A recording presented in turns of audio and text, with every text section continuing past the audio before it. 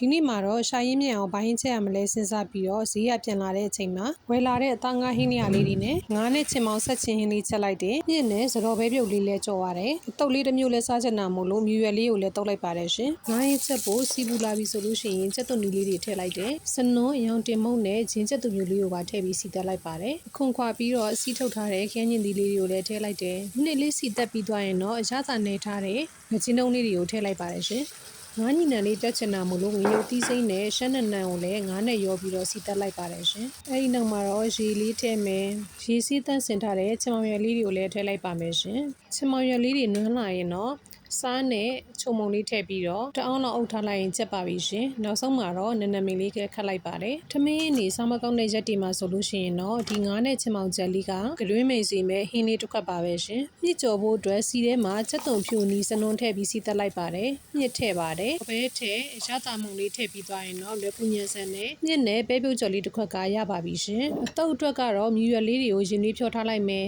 ။ရတာမုံနှမ်းနဲ့မြေပဲထောင်ချက်သမျိုးစီချက်လေးထည့်ပြီးတော့ရောနေလိုက်ရင်တော့မြူရွက်တုပ်လေးတစ်ခွက်ရပါပြီ။ရှာရင်းမြက်စီမဲ့ဟင်းလျာလေးတွေကတော့စားဖို့အစင်သင့်ဖြစ်သွားပါပြီ။